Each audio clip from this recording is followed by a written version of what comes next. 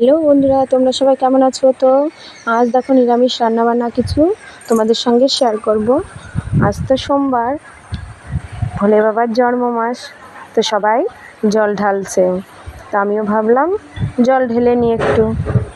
তো গঙ্গা থেকে স্নান করে পরে জল ঢালতে যাব। আগে ভাবলাম রান্নাবান্নাটা করে নিই।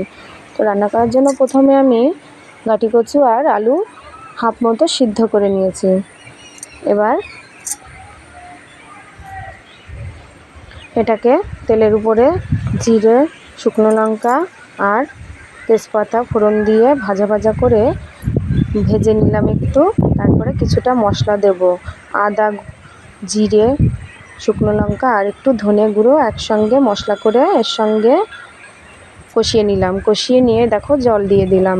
জলটা কিন্তু পরিমাণ মতো দেবো, জল বেশি দেব না, কারণ আগে থেকে হাফ সিদ্ধ করা ছিল আলু আর গাঁটি কচু।